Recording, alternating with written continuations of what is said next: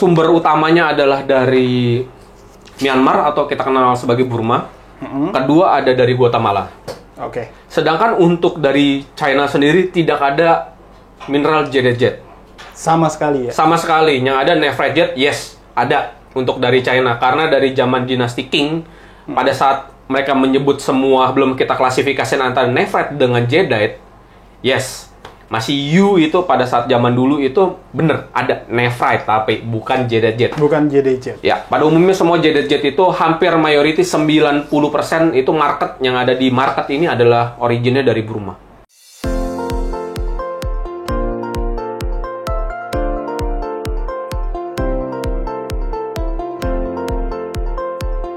Iya, selamat datang balik Mas Hendra. Siap, Kosin. Kali ini kita mau bahas apa nih Mas Hendra? Sebenarnya ada komen sih ya, ada komen cuman saya mau lebih jelas, lebih detail ya tentang ini. Tentang Jet Type C kok. Jet Type C, mari Jet kita Type C. pahami dulu ya sebelumnya. Untuk jet ini ada Type A, Type B, dan Type C. Oke. Type A jet ini kita akan klasifikasikan sebagai jadeite yang pertama kali kita temukan atau kita nemuin bongkahannya. Itu langsung dipotong, dipolis, atau di carving. Oke, diukir gitu kok ya? Langsung diukir, seperti contoh sampel ini yang saya pegang. Nah, langsung diukir seperti gini. Atau langsung dipolis, seperti begini. Oke. Oke, lalu kita akan ngebahas Type B. Type B ini adalah batu yang dimana mesti kita pahami dulu. Giok ini ada terciptanya course of color atau elemen yang menciptakan warna pada batuan. Contohnya untuk di jadeite ini yang perlu kita pahami bahwa tidak semua jet itu memiliki warna yang rata. Contohnya kita ambil sampel seperti yang ini. Kita kalau ngelihat warnanya ini semuanya rata. Nah, tetapi ada yang warna coklat seperti ini. Oh iya, ada coklatnya ya? Betul. Ini kita sebut sebagai warna coklat di dalam sini ini ada penyebabnya. Course of color-nya oleh iron dioxide tersebut. Sedangkan untuk yang warna hijau pada jadeite jet ini oleh kromium. Nah, beda halnya dengan yang tipe B ini. Nah, terjadinya proses treatment pada tipe B ini adalah menggunakan acid bleaching, memperbaiki warna atau meratakan. Jadi dia akan meratakan warna pada jadeite tersebut. Contohnya nanti kita akan tampilin di slideshow ya. Ada contoh before treatment dan sesudah treatment ini oleh GIA. Kita pakai referensi yang dari GIA. Itu akan kita sebut Type B. Type B. Ketika sudah melalui proses bleaching. Ada treatmentnya ya? Ada treatmentnya. Dan tentunya ketika terjadi proses acid bleaching ini, otomatis ini kan sesuatu hal zat asam. Dia akan membuka pori-pori pada jadeite tersebut. Gimana caranya supaya pori-pori tersebut tidak terbuka? Ini ditutup menggunakan polimer cair atau resin. Pada zaman dulu ini menggunakan waxing atau lilin. Nah, beriring bergesernya zaman ini, menggunakan wax ini sudah tidak relevan karena nantinya bisa copot sendirinya. Makanya sekarang menggunakan polimer cair atau resin yang kita saat ini. Ini untuk khusus tipe B. Tipe B. Tipe B. Dan untuk Type C sendiri, ini terjadi proses bleaching, lalu ada penambahan color agent atau diet kita sebutnya. Oh, diet kalau sekarang ya. Betul, dia dimasukkan zat warna ke dalam batu tersebut untuk memperbaiki. Untuk memperbaiki atau mempercantik batu tersebut. Kita ngomongnya seperti misalnya yang saya pegang ini di sini yang berwarna hijau, kita ada sampelnya nanti di close up ya kan. Siap. Sekaligus nanti kita lihat secara besar visualnya. Membedakannya apa sih Type A, Type B, Type C itu? Ya seperti tadi saya awal bilang bahwa tipe A ini adalah pertama kali batu ditemukan langsung dipoles atau di carving. Tidak terjadi proses treatment apapun. Lalu diklasifikasikan tipe B. Tipe B ini terjadi proses bleaching terlebih dahulu, lalu biasanya ditutup menggunakan resin atau polimer cair. Lalu ada tipe C, yang dimana ini terjadi proses bleaching terlebih dahulu, lalu dimasukkan color agent atau zat warna daya tersebut dan tetap ditutup kembali menggunakan polimer cair. Nah, jadi untuk menentukan kualitas Type A, Type B, Type C itu mana yang lebih bagus? Ah, Ini tidak bisa diklasifikasikan seperti begitu. Contohnya di sertifikat saya pun sudah cukup jelas di sini. Nanti boleh di-shoot. Di Oke. sini ada note ah. tipe A, tipe B, jet hanya untuk dipakai untuk industrial saja. Jadi tidak menentukan grade jet tersebut bahwa tipe A itu pasti lebih baik dari tipe B atau tipe B pasti lebih baik daripada tipe C. Tidak seperti itu. Karena kita menilai batu itu pertama dari keindahan batu tersebut, dari warnanya, dari kestabilan batu tersebut. Bahkan kita berbicara sampai bahkan nanti di jet ini sampai bentuk ukirannya. Oh, oke. Kita akan menilai grade tersebut mulai dari itu semua, mulai dari colornya, warnanya, dia punya cuttingannya, sampai nanti jenis carvingannya, mulai dari yang biasa aja seperti begini, kita Ya. yang biasa aja, mulai sampai yang mulai aneh-aneh seperti begini. Oh iya. Bagus ya ini modelnya Bagus. itu. Sampai begini, Oh, itu lebih rumit lagi. lebih tuh. rumit lagi. Nah, juga ada yang seperti begini. Ah, polosan. Nah, polosan. Ini juga di carving juga ada yang seperti begini. Oh, kalau yang itu apa tuh, Kong? Yang kecil itu? Nah, yang kecil ini adalah yang kita kenal sebagai Imperial Jet. Imperial Jet. Imperial Jet ini di trade name ya kita ngomongnya. Karena Imperial Jet ini adalah jet yang berwarna sangat hijau sekali. Makanya hijau kita sekali. bisa bilang ini Imperial. Untuk di trade market ya, kita ngomongnya untuk nama-nama seperti Imperial ini dipakai trade name dia. Iya. Untuk mengklasifikasikan bahwa giok ini yang paling baik warnanya. Oke, ke mana lagi, Kosin? Kita akan ngebahas soal yang paling simple ini, klasifikasi. Klasifikasi. Klasifikasi. Jadi giok ini yang bagus kriterianya seperti gimana? Oke. Yang perlu kita pahami ini kan ada seperti di trade name ini ada yang manggil dia Imperial Jet, terus ada ngomong Fei Chui. Oke, cuy. Nah, yang didefinisikan Fei Chui itu sebenarnya adalah bahasa dari bahasa Mandarin. Oke. Di China sendiri dipanggil Yu. Nah, Yu ini dari zaman kerajaan di China, kita ngomong sejarahnya, dia dipakai itu mulai trade name Yu itu atau ini yang kita kenal sebagai giok ini mulai dari Nefret awalnya. Awalnya. Jadi, kita akan ngebahas country-nya nantinya.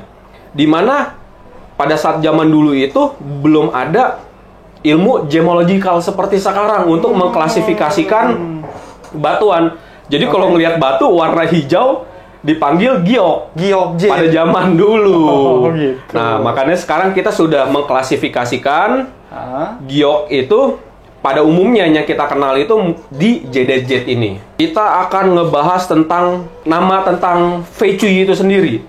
Oke. Fei itu berarti adalah merah. Merah. Jadi seperti ini kan adanya lebih merah lagi nantinya. Oh. Ini warna coklat ini banyak kan dibilangnya itu warna merah lah kita ngomongnya.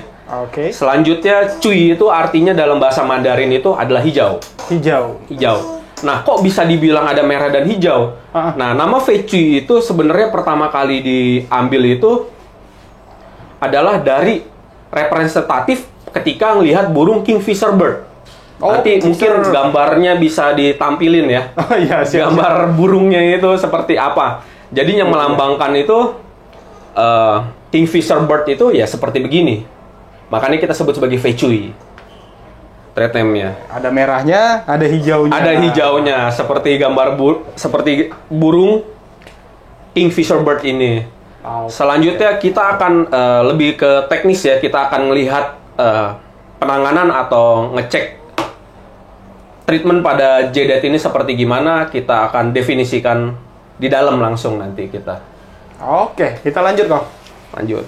Oke. Kita akan ngebahas giok yang type A ini. Type A. Betul, kita sudah melakukan pemeriksaan. Contohnya di sini, ini tipe A. Nah, kita akan melihat dari permukaannya. Jadi mulai dari warna coklat. Ini yang seperti awal saya bilang, bahwa course of color yang menciptakan warna coklat ini adalah iron oxide yang menciptakan warna coklat pada jet itu sendiri. Lalu ada di tone warna hijau di badannya ini. Ini kita nanti akan melihat di mikroskopiknya terjadi proses polimer atau tidak, atau terjadi penambahan bleaching atau tidak. Kita akan lihat nanti di mikroskopik untuk membedakan. Kenapa sih kita bisa bilang ini tipe A? Karena batu ini tidak terjadi proses treatment apapun. Jadi ketika langsung diambil dari bongkahannya, langsung di carving oleh master carvingnya. Oke, kita ngebahas tipe B. Tipe B. Nah, ini adalah batu di mana sampel yang tadi udah kita lakukan pemeriksaan, bahwa batu ini terjadi proses oksidasi menggunakan acid bleaching untuk meratakan permukaan warnanya. Makanya sedikit kita ngelihat hampir warnanya rata. Hampir rata ya. Tapi tidak semua. Kita perlu dicatat bahwa kita ngelihat secara fisik itu tidak bisa langsung menjudge, wah ini kira-kira tipe B. Karena pada saat kita melakukan observasi, kita harus menemukan jejak atau terjadinya penutupan polimer pada batu tersebut. Nanti kita akan melihat di dalam inklusi batu seperti ini apa. Nah, mungkin yang paling gampang dilihat ini, kebetulan fisiknya cukup kelihatan gampang dilihat. Terjadi retakan crack di sini. Pada saat proses oksidasi tersebut, ini ditutup menggunakan resin ini. Mungkin dari secara visual ini terlihat jelas ya, ada ngebling-ngebling ini karena ini resin ditutup. Dengan polimer cair ini terjadi penutupan menggunakan polimer cair. Karena proses acid bleaching ini akan memiliki zat asam yang sangat tinggi sekali, otomatis dia akan membuka pori-pori pada batu ini. Selain dia mengangkat kotoran atau warna iron oxide ini untuk meratakan warna tersebut, dia juga tapi menciptakan bolongan atau pori-pori atau retakan pada batu tersebut. Yang gimana caranya supaya batu tersebut mulus kembali? Ditutup menggunakan polimer cair atau resin yang kita kenal. Nah, ini salah satu contoh juga. Ini giok tipe A.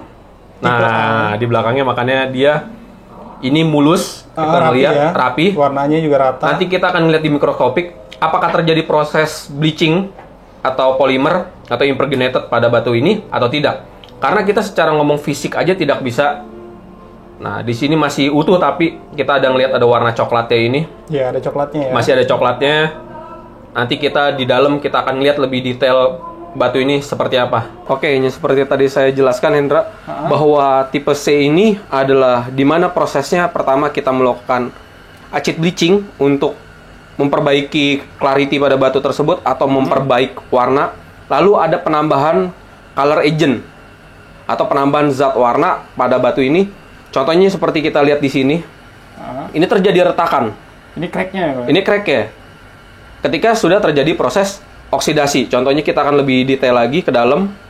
Nah, dan di sini kita ngelihat ini semua ada color zone di sini. Merupakan ini ketika tidak terkena batu zat warna. Sedangkan di yang lainnya kita bisa lihat ini color agentnya sangat banyak sekali, dominan. Nah, yang masuk ini yang menciptakan warnanya kenapa bisa hijau sekali. Jadi ini ada penambahan zat warna pada JD tipe C ini. Jadi sudah mengalami proses bleaching terlebih dahulu, lalu ditambahkan lagi zat warna dan ditutup kembali menggunakan polimer cair. Oke, ini adalah salah satu contoh untuk batu tipe B inklusinya. Kita akan melihat di sini.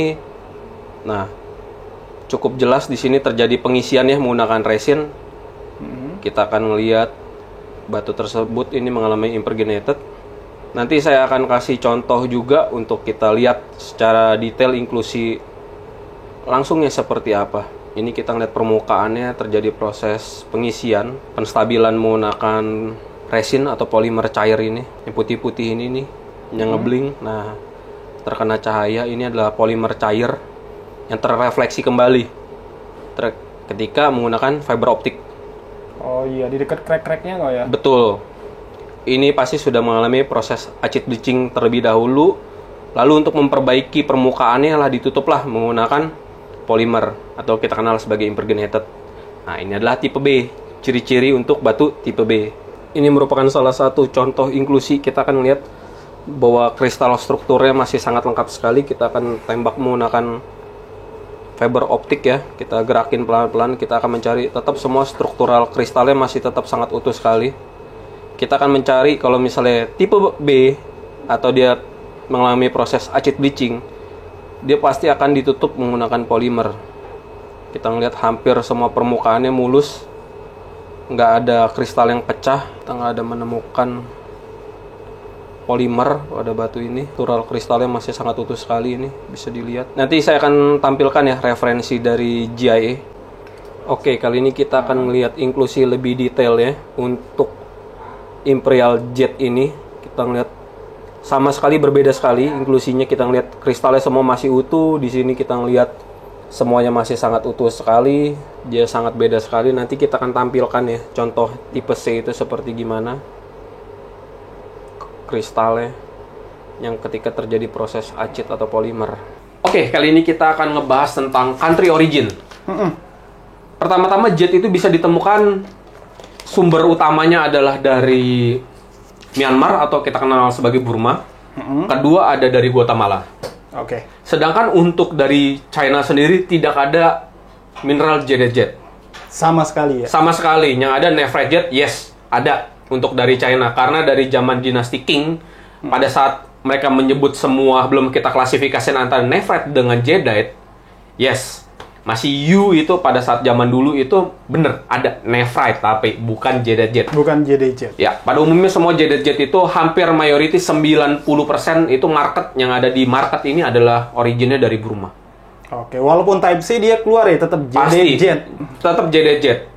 Kalau misalnya dia jadeite jet pasti tetap jadeite jet kecuali dia udah nephrite atau imitasinya. Imitasinya itu ada aventurine atau kita kenal sebagai quartzite. Warnanya mirip seperti Type C, tetapi dia bukan jadeite jet. Propertiesnya sangat beda sekali. Oke, bukan namanya aja bukan jadeite jet ya. Namanya juga bukan jadeite jet. Oke, kayaknya sudah cukup jelas ya kita ya. Oke, kalau kali gitu ini, semoga ini bermanfaat buat teman-teman semua nih supaya nggak bingung lagi mendefinisikan tipe A, tipe B, tipe C mana yang lebih baik. Mungkin apa yang disampaikan kali ini cukup ya. Semoga bermanfaat buat teman-teman semua. Mungkin kalau ada pertanyaan atau apapun bisa nanti di kolom komen ya. Ya di kolom komen atau mau langsung konsul kemari juga boleh. Boleh, datang aja. Banget. Kita ada di My Game Lab. Tentunya ada di Pasar Bening di lantai dasar AKS 1951196 dekat pintu Mutiara. Dekat pintu Mutiara pokoknya, lantai dasar. Terima kasih Mas Hendra. Oke, sama-sama Kosin. Saya juga terima kasih nih untuk ilmunya ya, berbagi ilmu dengan kita. Iya. Bersedia mengisi konten kita ya. Iya. Oke, terima kasih banyak nih untuk Sampai ketemu di lain kesempatan. Terima kasih. Sama-sama Kosin. Bye.